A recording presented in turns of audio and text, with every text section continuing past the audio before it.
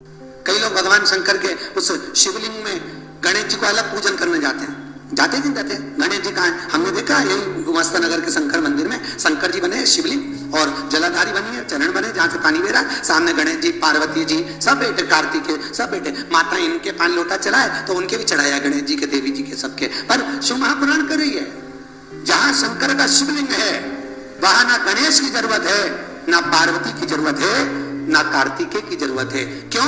क्योंकि जहां शंकर भगवान का शिवलिंग रखा होता है वो पार्वती जी की गोद है, जो गोल भाग है पार्वती की गोद, जहां से पानी बहता है उसका राइट चरण भगवान गणेश जी का स्थान है, लेफ्ट चरण कार्तिकेय का स्थान है, बीच में जो लाइन है वो भगवान शंकर की बेटी अशोक सुंदरी है और शंकर जी स्वयं वहां पर विराजमान है। पूरा परिवार जब शंकर जी के शिवलिंग पर विराजमान है तो फिर अलग से गणेश पूजन करने क्यों जाए? पर लोगों को पसंद आता है, अलग से गणेश जी पूजिए आओ, अलग से देवी जी को पूजन करो।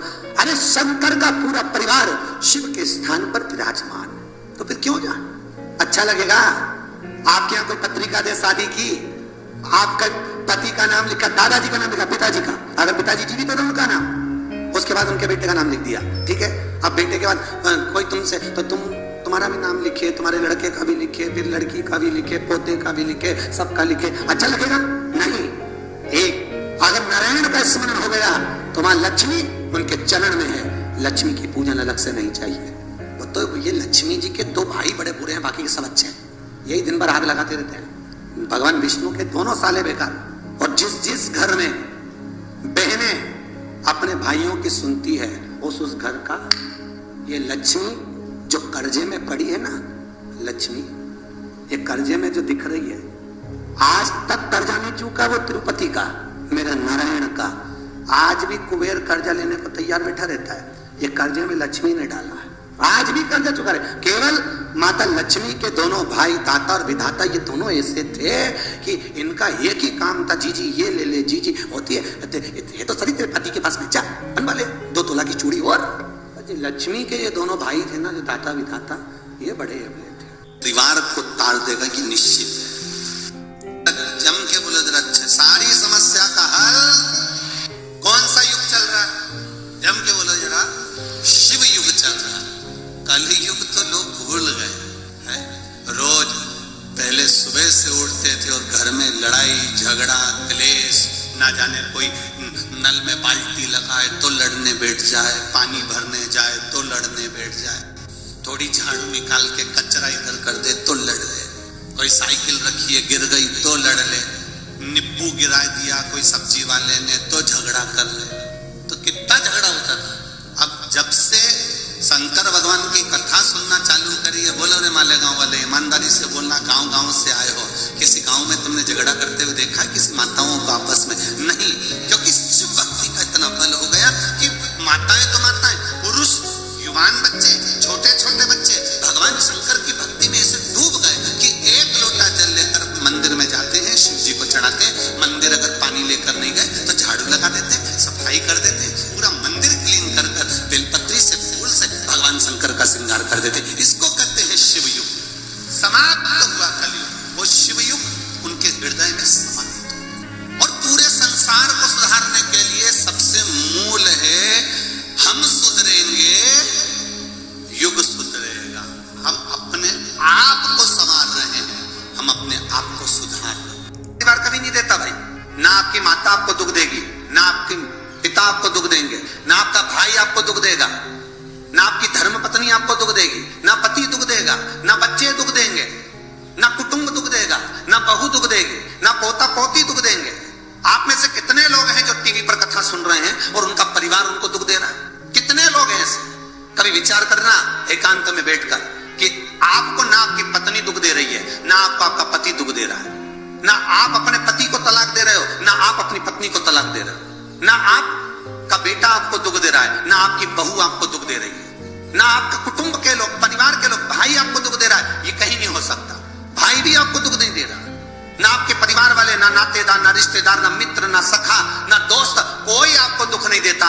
ये शिव महापुराण की कथा कहती है, हमको लगता है कि हमारे परिवार वाले दुख दे रहे हैं, हमको लगता है हमारी बहू हमें दुख दे रही है, हमें लगता है हमारी सास हमें दुख दे रही है, हमें लगता है हमारा पति हमको दुख दे रहा है, हमें लगता है हमारे कुटुंब वाले हमको दुख दे रहे हैं। पर शिव महापुराण के विद्येश्वर संहिता कहती है ये कोई आपको दुख नहीं देते, दुख आपका पूर्व का कर्म आपको देता है। ये जितने भी मिले हैं ना आपको, रिश्तेदार, नातेदार, कुटुंब, भाई, बंधु, सखा, पत्नी, पति, पोता, पोती, ये जितने लुटेरे मिले हैं, ये जितने अपशब्द कहने वाले मिले हैं, ये जितना ताने देने वाले मिले हैं, ये जितना गाली देने वाले मिले हैं, ये जितना उंगली उठाने वाले मिले हैं, ये कोई दूसरे नहीं, तुम्हारे पूर्व कर्म के कोई ना कोई पुराने ही होंगे जो तुम्हारे साथ जुड़कर तुम्हारे टांग खींचने के लिए सामने खड़े हुए हैं। ये कोई तुम्हारे होंगे।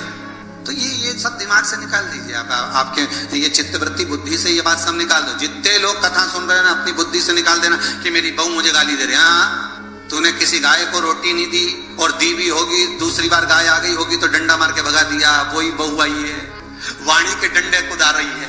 कोई बेटा अगर नहीं सेवा कर रहा, कोई बेटा नहीं पूछ रहा, समझ लेना पूर्व में हमारे बुजुर्ग कोई दादाजी होगा, कोई दादी जी होगी, कोई ससुर जी होगा, कोई जेठ जी होगा, हो सकता है किसी की हमने सेवा नहीं करी हो और वही बेटा बनकर आया, आज हमारी सेवा नहीं कर रहा। आज तक लोगों को नहीं मालूम कि पूजन करने बैठते हैं तो सबसे पहले क्या करते हैं। पर सबसे पहला काम मंदिर में बिना पंडित के सबसे पहला काम कौन सा होता है? तो सबसे पहला काम होता है भगवान को धन्यवाद देना कि आज भी आपने मुझे इस मंदिर में आपका दीदार कराने के लिए, दर्शन कराने के लिए बोला। अगर पंडित साथ में होगा तो पहले वो मंत्र बोलेगा, स्वस्ति वाचन करेगा।